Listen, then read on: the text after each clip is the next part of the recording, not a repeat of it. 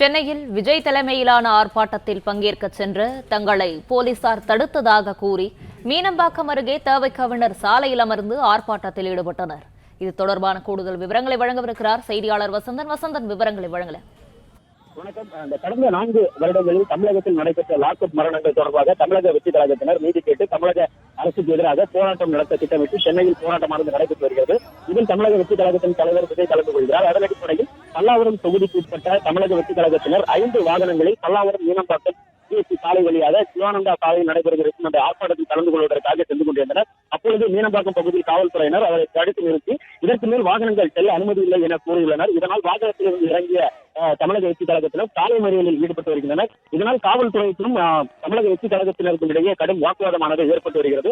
அது மட்டுமின்றி இந்த போக்குவரத்து நெரிசலில் சிக்கிக் கொண்ட வாகன ஓட்டிகளும் தமிழக வெற்றி கழகத்தினருடன் வாக்குவாதத்தில் ஈடுபட்டு வரும் காலத்திலே தான் நாம் பார்த்துக் கொண்டிருக்கிறோம்.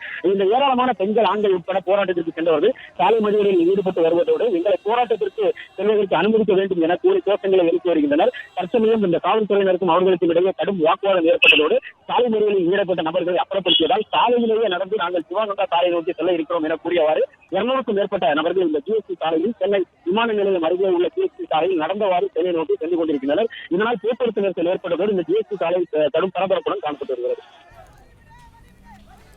விவரங்களுக்கு நன்றி வசந்தன்.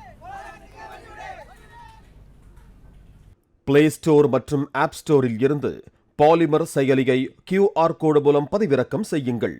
செய்திகளை உடனுக்குடன் பெறுங்கள்.